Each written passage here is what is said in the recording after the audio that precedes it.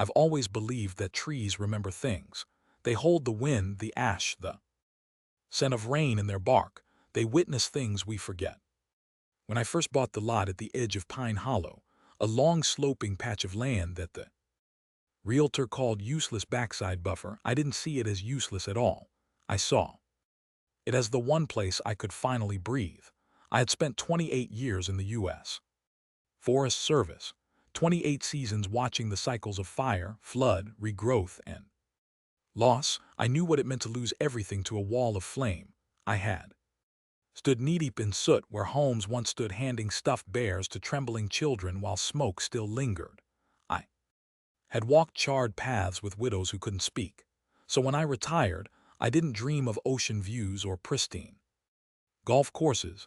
I wanted quiet trees, space to remember. That's why the first thing I did after moving into my modest two-story home on a Ridgeway trail was plant that windbreak. It wasn't fancy. Just a deliberate zigzagged row of hardy species Austrian pines, Bureau's native junipers, trees that could bend with the wind and hold the slope when rains came. I paid for every seedling myself, logged every planting angle by compass, and worked with a state reforestation advisor who had been a rookie ranger back when I was her mentor. It wasn't just landscaping, it was living infrastructure, and I documented all of it. Back then, the HOA was quiet. The old board president, Mr. Tanaka, a retired postal worker with arthritis and an easy smile, had looked at my plan, shrugged, and said, "If you can keep the deer out, go for it." And so I did. Years passed, the pines stretched skyward, they formed a solid curtain, catching the northern winds before they blasted across the neighborhood's open field. In winter, the tree reduced wind chill on my home by 10 degrees. In summer, it shaded the back fence and created a nesting corridor for birds. Neighbors sometimes joked about how natural my place looked, like it belonged on a ranger calendar. I never said much, just nodded. I kept to myself mostly. I wasn't unfriendly, I just didn't care for the wine tastings or monthly garage cleanups that Karen and her circle took so seriously. I paid my dues. I followed the noise ordinances. I maintained my home and my trees. That was the unspoken pact. I gave them no trouble, and they gave me none until 2 months ago. It started with a folded paper taped to my mailbox. No envelope. Just bold font. Notice of vegetation, review lot 116. The language was generic at first about maintaining visual consistency and eliminating overgrowth. But the last paragraph caught my eye. The board has identified excessive natural screening and non-standard perimeter foliage that may pose aesthetic or safety risks to adjacent properties. I remember standing there with the notice in one hand and my coffee in the other, rereading the word excessive like it was a personal assault. I didn't panic. I had seen this kind of bureaucratic drift before. People with too much time and not enough understanding looking for problems where none existed. I drafted a calm, respectful letter outlining the planting's origins, the soil retention benefits, the shade analysis, the conservation support. I attached diagrams, photos, even the original soil survey from 2001. No one responded. 2 weeks passed. I figured it had been dropped. I even saw one of the board members, Rick, walking his dog past my driveway, and he gave me a cheerful wave. I was wrong, because while I was visiting my son near Slaughter Flagstaff Fall for the long weekend, they came. My neighbor Maria, an elderly woman who lives 2 lots down and always bakes too many muffins, called me in tears. She'd heard chainsaws, loud ones. She stepped out and saw hired contractors ripping through the tree. They had marked trunks with orange spray paint and were cutting them clean through. Logs were being hauled onto flatbeds, limbs tossed into chippers. She tried to stop them. She told them it was private property, but one of the workers showed her a paper, some kind of authorization, and kept going. By the time I got home, all that remained of my tree were stumps, dozens of them flat, topped and pale like open wounds. It was like stepping into a bad dream. The slope looked naked, harsh, unanchored. Wind cut across it freely now, and dust swirled in every corner. Where the pines once sang, there was only silence in. The smell of sap, they didn't just cut trees, they erased a part of me, years of careful planning, hours of pruning, of nurturing, of letting roots anchor. Scarred land, gone. I stood in that broken space, fists clenched, breath shallow, trying not to shake. My dog, Tiller, a lumbering Labrador with one ear that never stands straight, sat beside me and wed softly. I don't remember walking back to the house. I don't remember putting the keys down or taking off my boots. I just remember the cold realization that this wasn't a misunderstanding. Hay had meant to do this, and the worst part, I had no idea why. Not yet. The first time I ever met Karen McClintock in person was 3 days after I got home to find my trees butchered. I'd seen her around, of course, brisk walks in pastel jogging suits, always with a clipboard or phone in hand, always too busy to say hello. The kind of person who made HOA leadership her entire personality. But until that afternoon, we had never shared more than a glance. I arrived at the clubhouse 5 minutes before the board meeting was set to begin, carrying a binder under one arm and a printed aerial map under the other. The lobby was filled with a low murmur of retirees, yoga moms, and golf-shirted husbands who looked like they'd rather be anywhere else. A hand-altered poster read, Moan Monthly HOA Meeting. Community Pride Through Action. I took a seat near the back and waited. The meeting started with the usual ceremony. Roll call, the pledge approving minutes from last month. Karen sat at the head of the folding table, flanked by Rick, who looked vaguely uncomfortable, and a woman I didn't recognize scribbling notes in a planner. Karen's voice was smooth, bright, and cold. She reminded me of someone who'd practiced being friendly but had no real interest in it.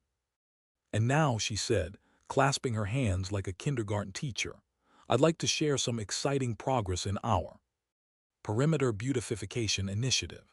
She clicked a remote, and a screen behind her lit up with photos before and after shots. I froze. One of the images showed my trees, proud and strong, captioned, "Before, unsafe visual barrier." The next photo showed bare earth and chopped stumps. After, clean and code compliant. The room murmured in approval. I could feel my jaw lock. Karen smiled. We've removed over 70 linear feet of unpermitted, overgrown vegetation that blocked sight lines and created a hazard near common space. We're working hard to keep Pine Hollow safe and beautiful for everyone. I raised my hand. She paused, her eyes narrowing slightly. Yes, Mr. Dalton, is it? That was my property, I said, calm, but not soft. The trees you removed weren't in common space. They were mine. On a federally mitigated slope planted after the So 98 Ridgefair. A few heads turned. Karen's smile stayed frozen. I understand the confusion, she said lightly, but the area in question falls within the HOA's 30-foot perimeter zone, which we're authorized to maintain under Article 6, Section 3. I opened my binder and held up the aerial map. With respect, that's incorrect. I had this area surveyed when I purchased the property. These trees are entirely within my deed lot. I have topographic overlays and GPS confirmation. Would you like a copy? Her smile wavered. Mr. Dalton, I don't think this is the appropriate forum to dispute property boundaries. You're welcome to submit a grievance to our landscaping committee if you feel. I did. I cut in twice. No one responded. Now the room was fully quiet. Karen leaned forward, her voice still controlled but tighter. The board acted in good faith to protect community aesthetics and safety. The trees were not approved and their condition was deteriorating. Frankly, we're surprised you didn't volunteer to remove them yourself. The audacity almost made me laugh. They were Austrian pines and bur oaks, I said flatly. Perfectly healthy, planted with state funding and certified as a windbreak barrier. You destroyed a federally documented ecological buffer without permission, and you don't even realize what you've exposed the neighborhood to. Karen tilted her head. Are you threatening us, Mr. Dalton? I let out a breath. No, nature is. At that moment, Rick leaned in and whispered something to her. She waved him off, eyes still fixed on me. "You're welcome to speak with our legal liaison," she said. "This discussion is over." The meeting resumed. Talk shifted to sidewalk chalk policies and Halloween decorations, but my ears were ringing. I left before it ended the silence of the hall, trailing me like a shadow. I didn't sleep much.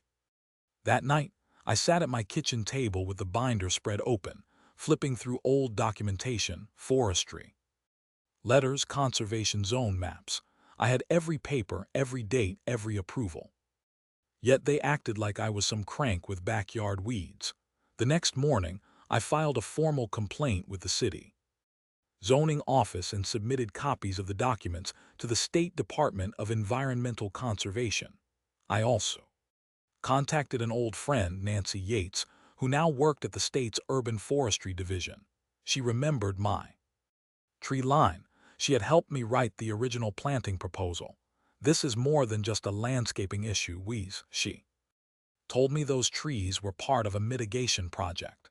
If they were removed without proper review, there could be liability, especially if wind damage occurs." I nodded slowly. "That's what I'm afraid of," because I had seen the forecasts. I'd been tracking the models even before the trees were cut, and now that barrier was gone. There was nothing shielding the clubhouse from the valley winds that came screaming down the ridge line every fall. Nothing but open sky. And when I drove past the clubhouse the next afternoon, I saw something that twisted in my gut. New patio furniture, wide umbrellas, hanging flower baskets, exposed glass panels. They had no idea what was coming. And Karen, she thought she'd won. She had no idea what she'd unleashed. It still felt surreal, like waking up to find your memories vandalized. The stumps outside my fence were bright, raw, and jagged, still leaking sap that had begun to crystallize in amber beads. Insects were already exploring the torn cambium layers. The soil beneath them, once shaded and cool, was sunbaked and crusting. The hillside looked like a surgical wound left open mid-operation. And no one, not one person, had so much as knocked on my door to ask permission. I kept replaying Maria's voicemail in my head, the one she'd left the day it happened. Her voice had cracked halfway through. "Wesley, I tried to tell them. I told them it was your land," they said. They had orders. A woman in a white SUV dropped off paperwork and left. They didn't even slow down. I'd been in Flagstaff visiting my son, Ethan, and his new baby girl. I hadn't wanted to leave. I hadn't seen him smile like that in years, but I drove the 9 hours back overnight when Maria called. I remember white-knuckling the wheel at 3:00 a.m., whispering to myself over and over, they wouldn't, they couldn't, not those trees. But they had, and they did. The crew hadn't just removed the trunks. They'd uprooted sections, scraped surface soil down to bare mineral, shredded juniper saplings into mulch piles, and rutted tire tracks deep into the incline. Some of the larger stumps were splintered midway, cut too quickly or clumsily. Whoever they'd hired wasn't experienced with slope-sensitive terrain. To them, it was just brush clearing. They had no idea that the layer of trees had helped stop slope erosion every time we had a thunderstorm. My first instinct had been disbelief, then grief, and then a sharp volcanic fury I hadn't felt since my days chasing arsonists through charred canyons in Nevada. I filed my police report that same day, not because I expected the sheriff to act, but because I knew the paper trail mattered. The deputy, a young guy named Rios, was polite but cautious. He took photos, copied the parcel number, and jotted a few notes while glancing around the ruined slope like he couldn't quite tell what the big deal was. "You're saying this was all on your lot?" he asked. I pulled out the survey map from that utility pole down to that granite marker. "See the red border?" He squinted. "HOA says they thought it was common area." I nodded slowly. "And I thought about selling this place and moving to a lake house, but I didn't act on it either." He gave a short laugh. "Well, we'll make a record of it. Best follow up with civil channels, too." I already had. I'd spent the morning sending certified letters to the HOA board, the landscaping contractor, and their insurance firm. I attached all documentation, my property deed, the original tree planting agreement, with the state's Forest Resilience Program. Dated photographs of the tree line over the past 15 years, and maps showing slope grade before and after the trees had matured. I sent the same package to my lawyer, a quiet, deliberate man named August Renner, who looked like he'd been born wearing a wool vest. He wasn't flashy, but he had a memory like a steel trap and a quiet way of tearing people apart in deposition without ever raising his voice. "I'll file the tort claim notice Monday," August told me. "Then we'll see if they want to play hard ball or settle before this gets messy. My guess Karen thinks she's untouchable. Those types usually push until something breaks." "Good," I said. "Let her push." The next day I walked the property line with a digital level and topographic surveyor I'd hired out of my own pocket. His name was Eli, a third generation Landtech who nodded with approval at the pine stumps and said, "They were holding this whole incline, weren't they? Looks like it'll wash out now if we get a hard rain or wind." I added, "Come November, we'll get both." He didn't say anything for a while, just pointed to a shallow gully forming already where one stump had been removed and the slope left unshored. "This is going to bite someone," he said finally, and then it happened. 4 days later, the weather alert came in. I was drinking coffee at dawn when my NOAA radio crackled alive. Wind advisory in effect through Sunday night. Gusts up to 55 mph expected. Along ridgeline corridors and exposed valleys, I stood up slowly and walked to the back window. The trees were gone and in their place nothing. The HOA clubhouse sat just downwind on a slight rise, maybe 200 yd from where the Windbreak had stood. Between us and them, nothing but brittle lawn, and the few decorative hedges that wouldn't stop a breath of air, let alone valley gusts funneled between the cliffs beyond the canyon bend. I saw 2 workers out by the clubhouse that morning setting up what looked like temporary cabanas. Folding tables, party lights. Someone was preparing for the upcoming fall festival. I almost couldn't believe it. I stepped outside. The air had already started to move in strange bursts, pulses that teased leaves into spirals before falling flat. That kind of strain. Stillness before pressure systems crash. I wanted to scream. I wanted to march down to the HOA office and shake sense into Karen, but I didn't, not yet. Instead, I walked the slope again. I documented everything. Photos, wind trajectory notes, soil movement. I took a video clip of how the wind now accelerated downhill, using a smoke pencil to show the shift in current. Then I sent it all to Nancy Yates. Her reply came 3 hours later. This is not just negligence, wheeze.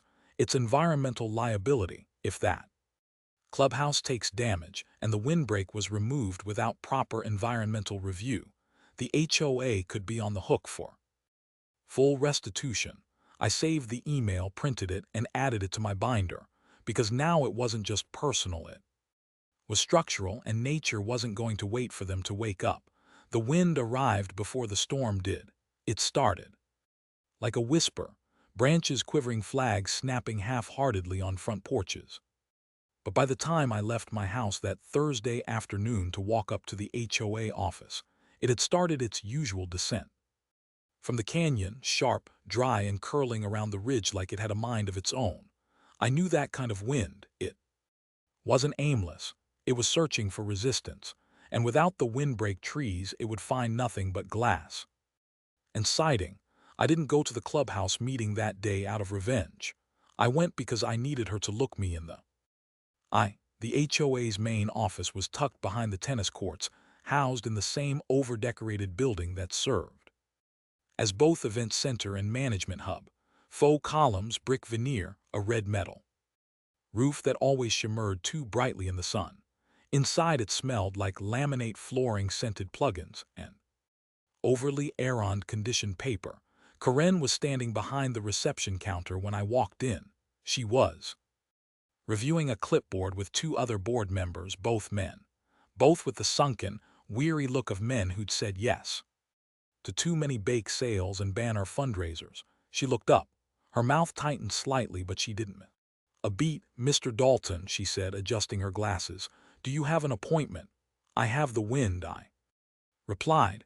One of the board members glanced toward the door as if expecting it to blow off its hinges. The other shifted awkwardly. Karen sat down her clipboard. If this is about the landscaping issue, we've already addressed it, have you? I took a slow step forward, placing my binder gently on the counter because I just spoke with the State Urban Forestry Division, and they've confirmed on record that the tree line you destroyed was part of a registered wind mitigation zone under the Ridgefire Recovery Grant.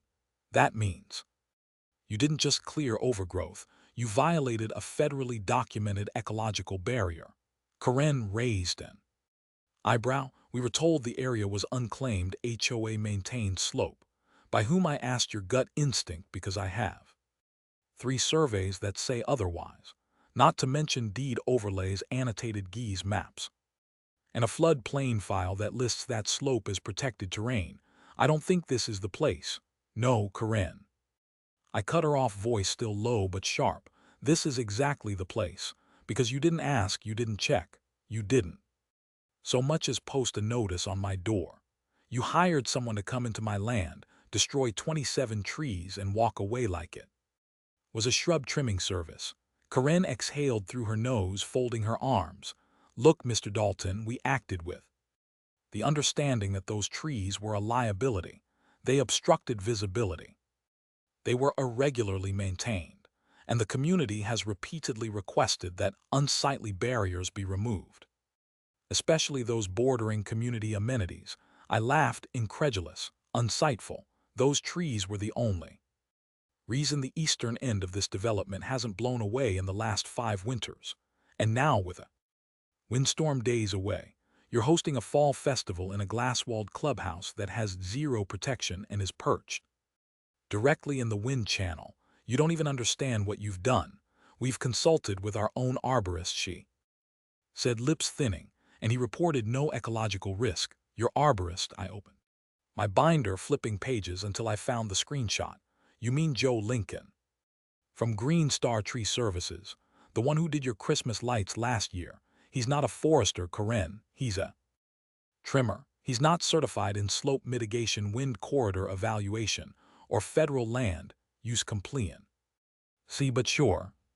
Let's take his word over a retired Forest Service officer and 2 state agencies. One of the board members cleared his throat. Maybe we should revisit the documentation. Karen shot him a look that silenced him instantly. Then she turned to me, her tone dropping an octave. Let's be honest, Mr. Dalton. This isn't about trees, it's about control. You've always kept to yourself, planted things your way, ignored architectural guidelines, refused to participate in neighborhood events. That kind of independence might work when you live on a ranch, but here we live in a community. That means compromises. I felt the fury rise, but I kept my breath steady. No, Karen. This is about respect for the land, for law, for boundaries, literal and otherwise. You've mistaken stewardship for defiance, and now you're about to learn what happens when nature fills the gap you created. For a long moment, we just stared at each other. Behind her, a decorative poster for the fall festival fluttered in the draft. From the main entrance, it showed pumpkins, hay bales, and string lights, and behind them the fully exposed eastern windows of the clubhouse. I gathered my things and turned to leave. Oh, I added, looking back over my shoulder, you might want to check with your insurance adjuster. Once they see the maps, they'll know this wasn't just an act of nature, it was an act of negligence. Outside, the wind was stronger, trees bent along the sidewalk. Edges, leaves lifted and spun in tight funnels before collapsing. It was only Thursday, and already the air felt wrong. Charged, I walked back toward my house, slowly watching the sky. Pale clouds were starting to form over the ridge line, thin, high, and moving faster than they should. The canyon's mouth was already howling it in short bursts, like a kettle left on the stove too long. By nightfall, gusts were reaching 30 mph, and the real storm hadn't even started yet. The wind didn't let up overnight. By Friday morning, it had become a constant presence, pressing against the windows, slipping beneath the eaves, rattling the bird feeders until they clinked like bells. It wasn't a storm yet, not officially just a dry front sweeping in from the canyon with an attitude, but I knew what it meant. It meant the ground was drying. The air was sharpening, and all the little vulnerabilities that the trees had once softened were now left exposed to bite, and people still weren't paying attention. Kids rode their bikes past the clubhouse. Someone had tied paper ghosts to the fence posts for the fall festival, and they flapped like desperate flags. Over at Lot 73, Halloween skeleton sat grinning in a lawn chair, sunglasses, tilted, one bony hand raised in a plastic wave. Pine Hollow had no idea it was about to get a lesson in consequence. I, on the other hand, was busy digging not through dirt, but through memory. My garage was a museum of records, old field maps, reforestation binders, disaster mitigation plans from back in my days with the Forest Service. I kept everything, not because I was obsessive, but because I'd seen too many fires start from ignored paperwork. People forget the history of the land until the land reminds them, and it always does. In a black filing cabinet near the back wall, I found the original proposal, Ridgeway Fire Recovery Replanting Plan. 2001. My name was on it, signed in pen. It listed all 27 trees, their species spacing, slope grade calculations, and intended windbreak function. Attached was a signed letter from the state forestry engineer, confirming the grant that had covered half the cost, along with a map noting the critical wind corridor buffer zone on my property. The slope in question was shaded pale green and labeled Private Lot 116's Windbreak designated area. I exhaled slowly. Proof. I added it all to my growing binder and backed it up to a flash drive, then emailed a copy to August Renner, my attorney. 15 minutes later, he called. "Wheeze, this is ironclad," he said. "If they try to dispute property lines, now we've got dated state maps, grant signatures, topographic overlays. Hell, this is better than I hoped." "They're not going to back down," I told him. "Not yet. Corinne's convinced she's protecting the community from rogue trees and unruly residents." August chuckled. "Then let's show her what happens when rogue trees have federal documentation behind them." By that afternoon, I had also heard back from Nancy Yates, my old colleague at the Urban Forestry Division. "Wheeze, I've escalated your complaint," she wrote. Not only did the HOA fail to file an environmental impact review, but removing a registered windbreak in a designated risk zone without state consultation may violate multiple urban conservation statutes. If damage occurs because of the removal, liability becomes compounded. That last word stuck with me, compounded. In Pine Hollow, things were rarely compounded. They were aesthetic, predictable, glossy. We didn't deal with fire zones or wind tunnels until now, and now they had just cut out the only buffer standing between a seasonal canyon current and a wall of floor toseling. Clubhouse glass. It was almost poetic, tragic but poetic. Late that night, I walked the slope again with a flashlight and notebook. I stood near the edge where the trees used to break the wind, holding a ribbon on a metal stake. The gust snapped it flat like a warning. I used my anemometer to measure velocity, 38 µbar. My jaw tightened. From that vantage, I could see the clubhouse fully exposed in the moonlight.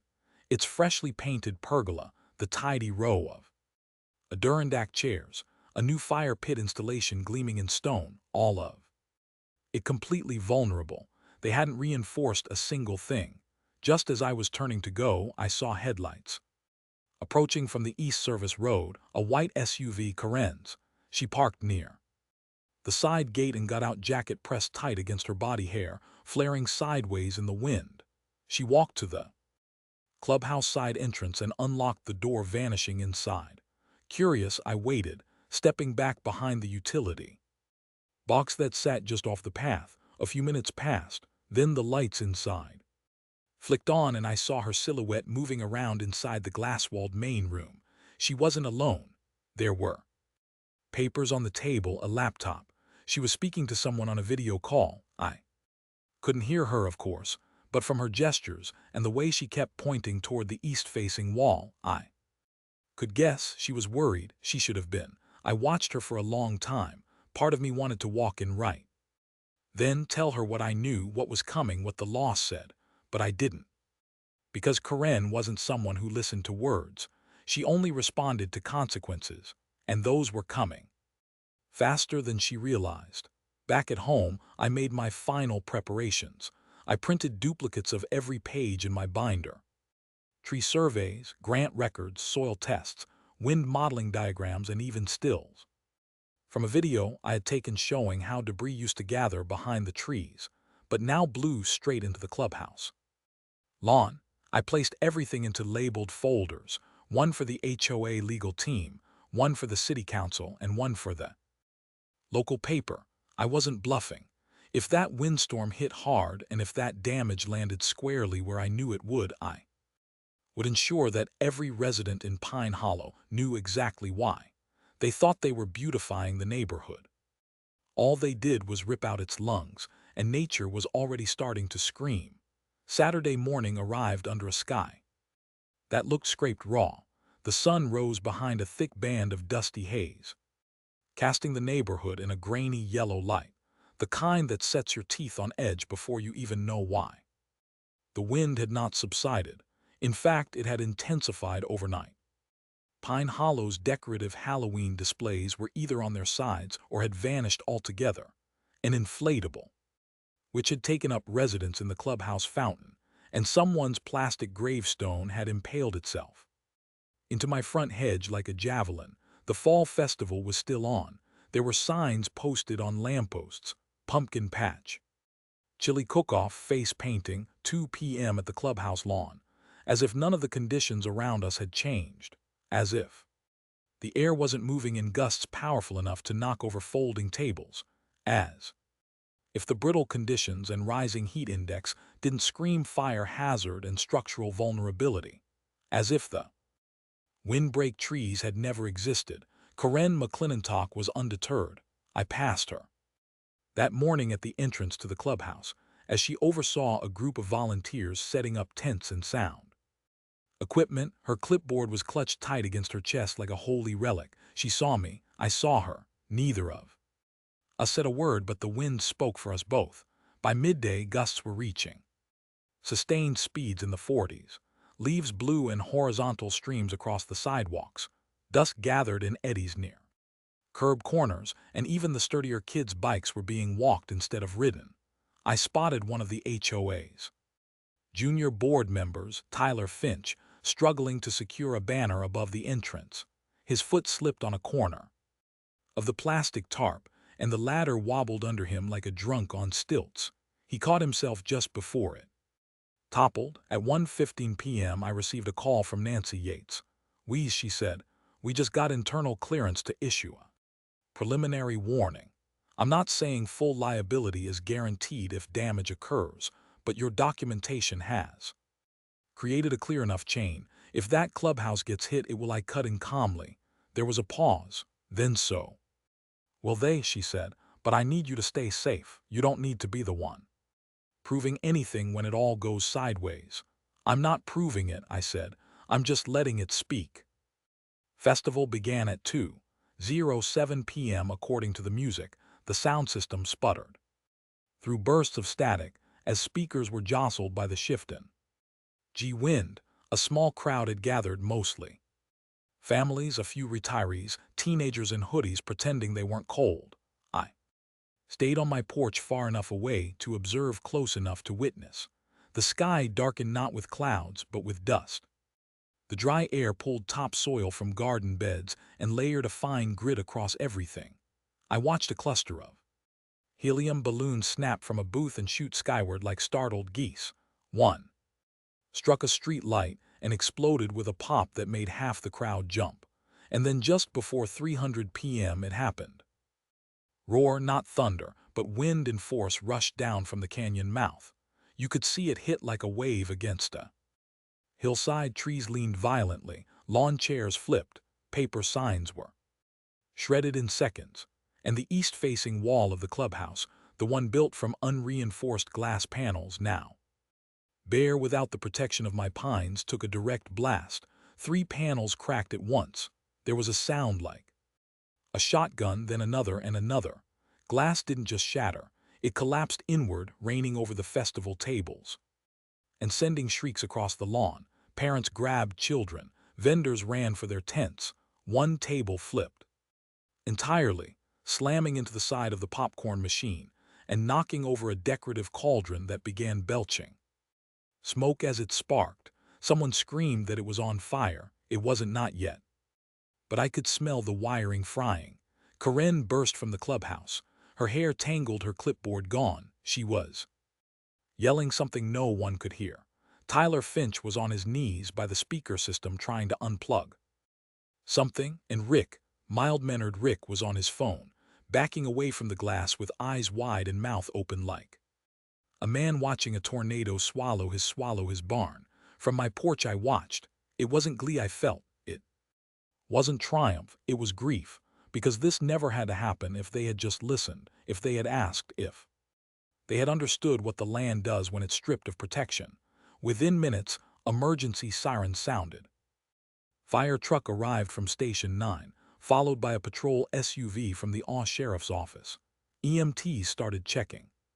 A few minor injuries, mostly cuts from flying debris and mild shock. I saw one woman on a stretcher wrapped in a blanket while her daughter held a bag of candy like it had betrayed her. Corinne was now in full panic. She paced near the clubhouse steps, shouting into her phone, gesturing wildly at the damage. When the sheriff approached her, she thrust papers toward him, probably some poor copy of bylaws or landscaping notes, but he shook his head and pointed toward the shattered windows. I could hear only fragments of their exchange. Carried by the gust, wasn't supposed to happen. Windbreak trees, what trees? And then the sheriff turned. He looked straight at my house. Our eyes met. He gave a short nod. Half an hour later I got the call. It was August. Well, he said, I've got 2 voicemails from their counsel and 1 from the HOA insurer already. Guess they're feeling the breeze now. I didn't say anything. They're asking if you'd be open to mediation, he added. I walked down my porch steps and stood at the edge of the slope. The grass was bare. The trees were gone. But the wind remembered. And so did I. Yes, I said finally. But only after they acknowledged what they did, every word of it, because this wasn't just about trees. It was about truth, about listening, about understanding that the land has its own rules. And if you ignore them, it doesn't matter what the HOA bylaws say. The wind doesn't care about paper. It only cares about space. And now it had found its way in. The official reports would later call it a localized wind event or a canyon-induced shear burst. But those of us who'd lived in Pine Hollow long enough knew better. It wasn't some freak anomaly or once in a century gust. It was what happened when nature, long kept in check by thoughtful planning and quiet protection, was suddenly left bare. Saturday night was chaos. By dusk, the wind had intensified to a level I hadn't seen since my field days. Roof tiles sailed like cards across the cul-de-sacs. Trash bins clattered down driveways. The air took on that electric tension that makes dogs whimper and people snap at each other over nothing. I could see the pressure changes in my own windows, bulging slightly, then easing like the house itself was breathing through clenched teeth. Across the street, emergency crews were still packing up. They'd boarded up the clubhouse windows and set up floodlights for visibility, though the light only made the swirling dust more surreal, an eerie artificial noon in the middle of nightfall. I spotted Corinne sitting, her white SUV phone pressed to her ear, her hand trembling against the steering wheel. Even from that distance, her silhouette looked cracked. By 10 p.m., the HOA sent out a mass email. Due to unforeseen wind damage, all future outdoor events are suspended pending safety inspections. There was no apology, no mention of the removed trees, just unforeseen. But people knew. I started getting calls from neighbors, people who just days earlier had avoided eye contact with me at the mailbox. Now they were asking questions. Wheeze, did the trees really help that much? You think this would have been different if they were still up? Why didn't the board listen to you? I answered calmly, respectfully, but I didn't soften the truth. Yes, they mattered. Yes, this was preventable. No, they didn't listen, but now they will, because by Sunday morning the aftermath was undeniable. 3 homes reported cracked window panes. Several had damaged siding. One homeowner, Mr. Ferris, a quiet, retired welder with a love for model trains, had his entire backyard gazebo lifted and thrown onto his neighbor's fence. The HOA, Clubhouse pride of the community, had sustained more than $40,000 in structural damage. The east-facing wall needed full reconstruction. The patio furniture was destroyed. Several children's bikes left out during the festival had been flung into the community pool, now filled with leaves, dirt, and 2 rogue Halloween skeletons, and everyone knew what used to stand between all of that and the wind. Me, my trees. The HOA called for an emergency meeting that afternoon. I didn't plan on going. I truly didn't. I figured the evidence spoke louder than I ever could. But when Rick from the board came to my porch in person, hat in hand, I changed my mind. He looked like he hadn't slept. Wheezy said, "Corinne's doubling down. She says we acted within scope, that this was a natural disaster, not a board failure. But a lot of us don't believe that anymore." I nodded slowly. "She says you're trying to smear us," he added. I gave him a long look. "I haven't said a single word publicly." "I know," he said. "That is why people are listening now." So I went. The emergency HOA meeting was standing room only. It was supposed to be board only, but when half the neighborhood showed up uninvited, they had to open the doors. People came with questions, damage reports printed out, screenshots of wind forecasts. Some came with nothing more than crossed arms and narrowed eyes. Corinne sat at the center of the front table, visibly rattled but clinging to authority. "We'll begin with Agenda Item 1, she said through the microphone. "Damage control and insurance coordination." I raised my hand. She paused. "Mr. Dalton, this is not a public comment period." "The make it one," someone shouted from the back. Corinne blinked. More hands went up than voices. "Let him speak. Those trees saved my yard for years. Why'd you remove them without telling us?" Corinne glanced at Rick, who gave her a tight nod. She leaned forward. "Fine, 2 minutes." I stepped up. "I didn't bring the binder. I didn't bring papers or charts or pictures. I brought my voice. My name is Wesley Dalton," I began, "and I've lived in Pine Hollow for 12 years. I planted that windbreak with my own hands after retiring from the U.S. Forest Service. Those trees weren't there to look pretty. They were there because this land, this ridge line, this valley, it remembers. The wind, it channels it, funnels it. That's why the trees mattered. They weren't decoration. They were armor." A murmur moved through the crowd. "I documented every planting. I filed surveys. I worked with the state. And when I was told they were unsightly, I responded calmly. I provided evidence. I submitted letters. I was ignored." Corinne's mouth opened, but she didn't speak. I didn't speak out to shame anyone, I continued. I spoke out to protect this neighborhood, because when you remove nature's defenses without understanding what they were holding back, you invite disaster. I paused, letting the silence settle. "And now here we are." I stepped back. There was no applause, just a heavy stillness, the sound of people thinking, reckoning. Rick turned on his mic. "Thank you, Mr. Dalton. I move that we suspend further discussion until we consult with city planners, environmental advisors, and legal counsel to understand the full scope of this situation." The motion passed 8-1. Corinne's was the only dissenting vote.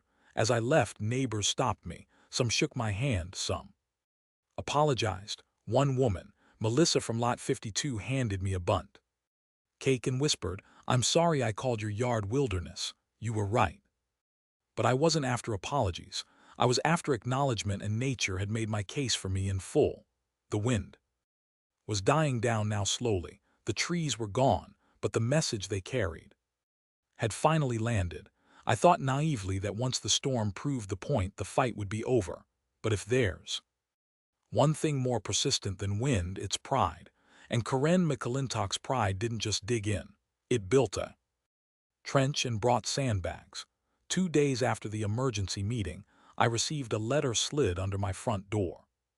No stamp, no envelope, just a single sheet printed on HOA letterhead and signed in bold black ink, formal notification of potential liability lot 116.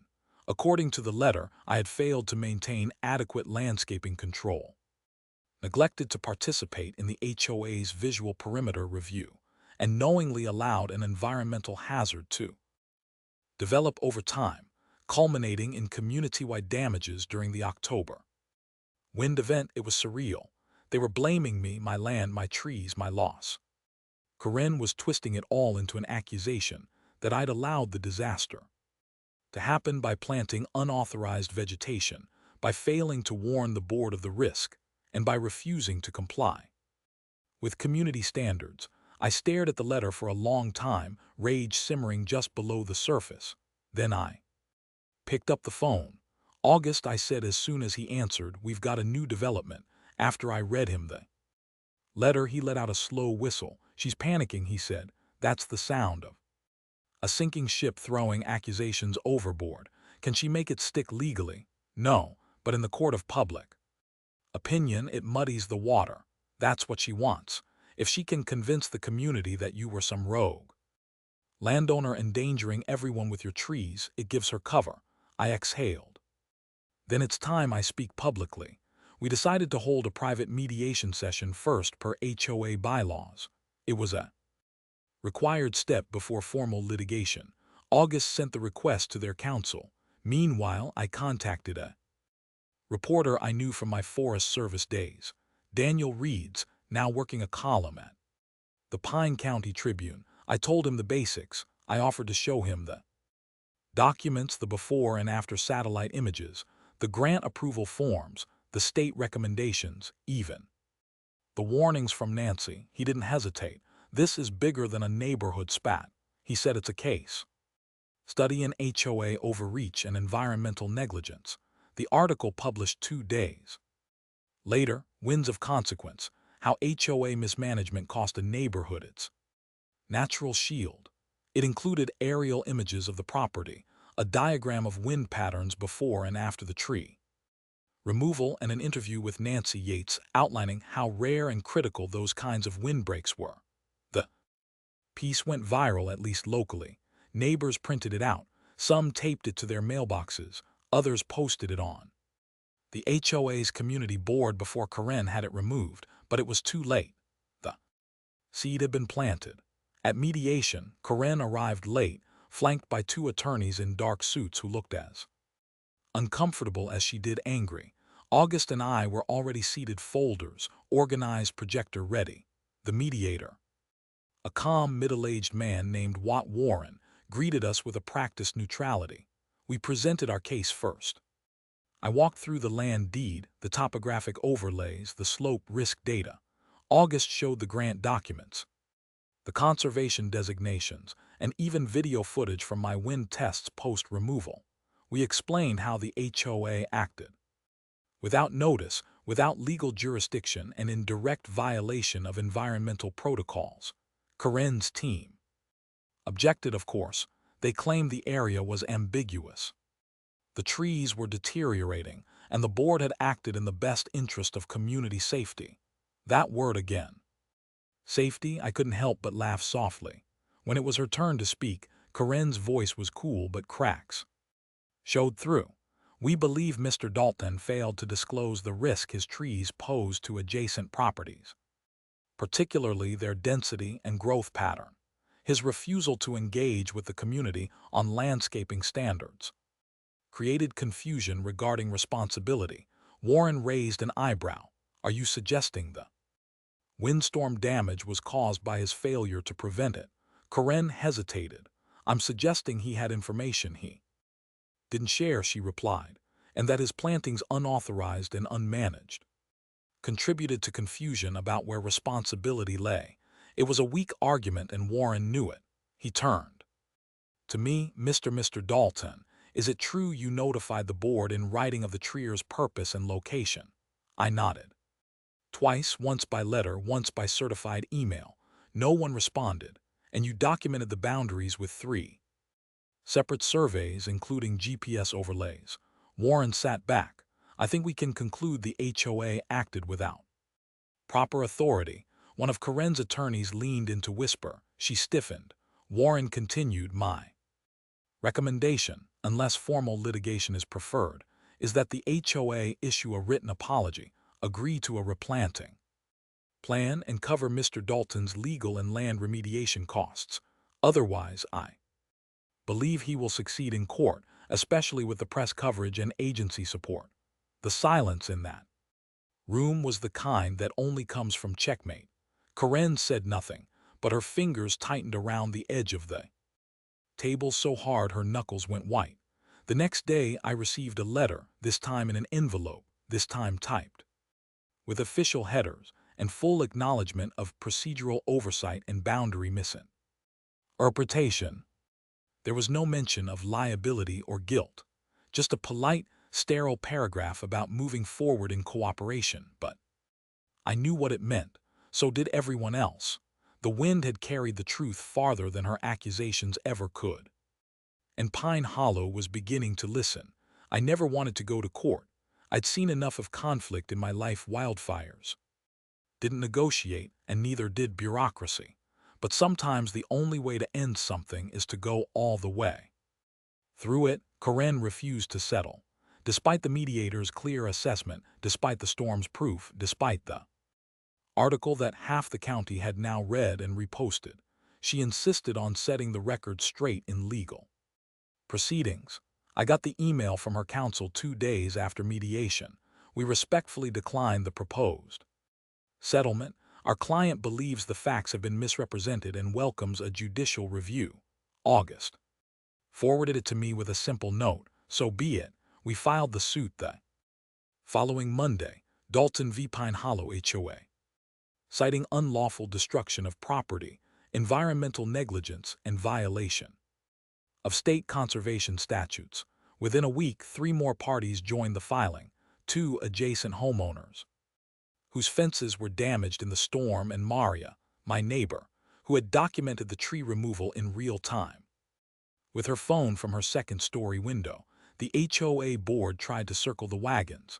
They sent out another community email, this one thick with legal ease and spin. We stand by our actions as being in the best interest of our members, and certain individuals have chosen to litigate rather than collaborate, but something had shifted. People weren't buying it anymore. At the next community open forum, the mood was different. The smug smiles were gone. The forced community pride mantras fell flat. Karen still chaired the meeting, but her voice lacked its usual command. She was surrounded by a board that now looked more like a lineup of people silently trying not to get caught in the crossfire. That night, Rick caught me on my evening walk. You've got more support than you think, he said quietly. There's going to be a vote soon. Board re-election, just be ready. I nodded. What about Karen? He sighed. She doesn't realize how close she is to losing it all. The court date was set for early December. By then, Pine Hollow looked different. The days had grown short. The storm had stripped leaves from trees all over the neighborhood, and the bare branches now mirrored the stripped patience of its residents. I spent the days leading up to trial organizing every scrap of evidence. I wasn't just fighting for trees. I was fighting for what they represented: care, foresight, and the right to defend your land from blind arrogance. The courtroom was small, just a local civil bench in a sandstone building with peeling linoleum floors. Karen arrived flanked by her legal team. I came in alone at first, but when I turned to sit, I saw the gallery. Maria, Rick, Tyler, Finch, who now looked ashamed every time he passed me. 3 families whose kids had screamed during the glass break, and Daniel Reed's notepad in hand, scribbling in silence. August started with a calm, firm delivery of the case. He didn't dramatize. He didn't attack. He laid out a chain of decisions, backed by dates, maps, letters, and a timeline so precise it felt surgical. Then I took the stand. I spoke about the planting, the reasons behind it, the federal grants, the Ridge Fire of 1998. I described how wind funnels work, how tree canopies change air pressure, how one row of properly spaced pines can reduce wind force on a structure by up to 30%.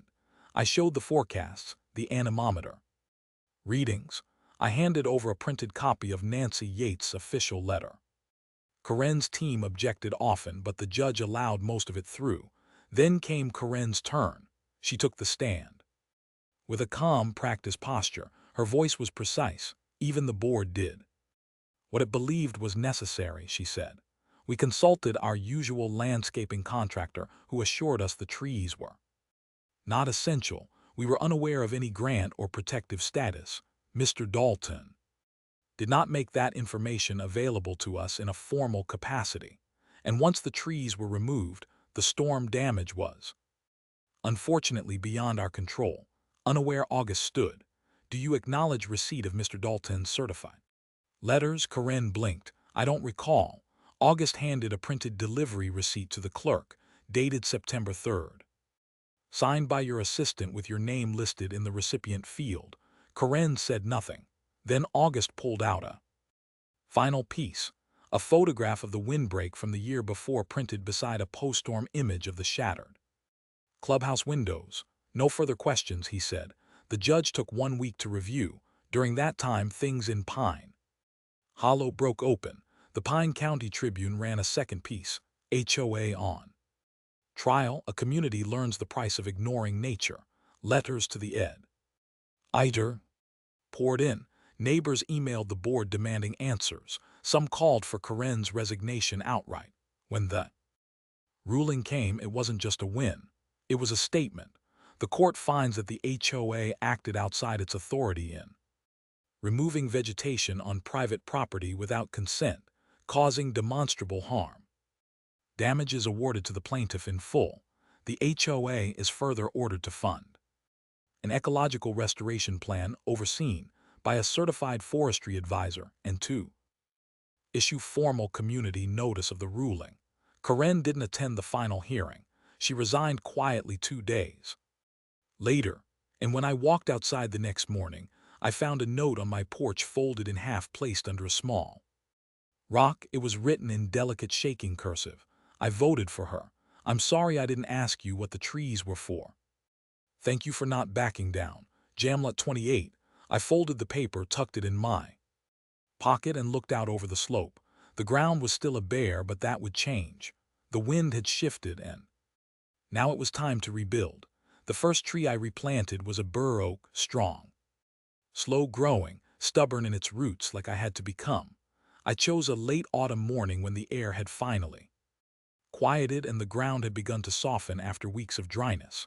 The soil wasn't ready, not fully, but neither was I, and maybe that was fitting. I dug the hole myself. No contractors, no volunteers, just me, a pair of old gloves, and the silence that followed a season of wind and upheaval. The community watched, but from a distance. Some peeked through windows, others passed slowly on their morning walks, offering nods or quiet greetings. The boldest among them, Rick Maria, a woman named Yumi Elise from Lot 44, stepped closer, offering coffee, extra saplings, even to help dig.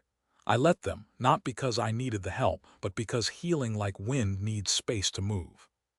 The HOA, under new leadership, had agreed, per the court's order, to fund the full replanting of the windbreak. But I'd insisted on supervising every step. No subcontractors without forestry experience.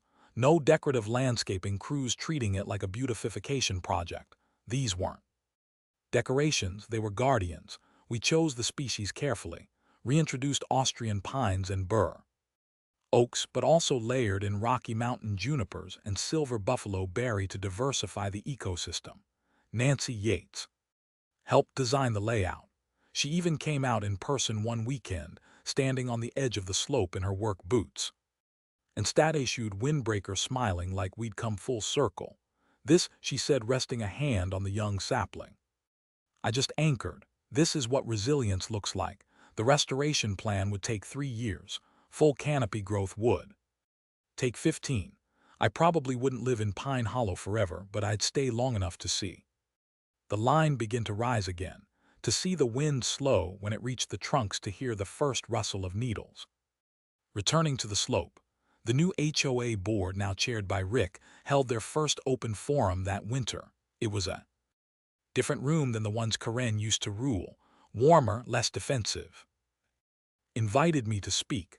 I said no at first, but then I realized this wasn't about confrontation anymore. It was about memory, about making sure the new roots grew deeper than the old wounds. So I stood before my neighbors and told them the story, not with anger but with clarity. I planted those trees because I knew what this land needed, not because I wanted to defy anyone, not because I thought I was smarter than the board, but because I had seen what happens when you ignore the land's warning signs, and I didn't want that to happen here. There was no applause, just silence, the kind that means people are actually listening. Later, after the meeting, man I barely knew, a quiet widowrower named Old Greg from Lot 9 came up to me and shook my hand. I lost my fence in that storm, he said, was mad at first. Wanted to blame someone, but then I read the paper, saw what you went through, and I realized we let it happen. We let someone cut corners because it looked clean on paper. You saw what was underneath. Thank you for not letting it slide. That meant more than the court ruling, even more than the restoration itself. Because change isn't just about planting new trees, it's about planting understanding. The wind didn't vanish. That wasn't the goal. It still came down from the canyon, some mornings cold and impatient, but now it met resistance. Even the young trees made a difference, slowing, breaking, reshaping its course. One afternoon in early spring, I sat at the edge of the slope with my granddaughter, Lily. Ethan had brought her to visit for the weekend. She was 6, curious, fearless, and obsessed with worms. She pointed to a line of new saplings and asked, "Why did they cut down the old ones, Grandpa?" I paused. "Because they didn't understand what they were for," I said. She frowned. "But you did." I tried. She reached out and gently touched the leaf of the closest tree. "I think they're pretty. They're strong," I corrected, smiling. Later that evening, I found a small package at my door. Inside was a framed print. Someone had taken one of Daniel's Tribune photos of the broken clubhouse windows during the storm and laid it side by side with a current image of the new saplings growing in their place. Below it, a single caption read, "Wounds are where the light and the roots enter." No note, just the image, but I didn't need one. I hung it in my front hallway. As the seasons shifted, Pine Hollow did too. The Halloween banners were replaced with hand-painted signs asking about composting. The HOA added a section to the monthly newsletter called Living with the Land, where local kids submitted nature drawings and weather reports. Someone started a tree ring club. The empty spaces that once held silence now held stories. I stayed on the edge of it all, not distant but grounded. The wind still moved, but so did we. And for once we were finally moving with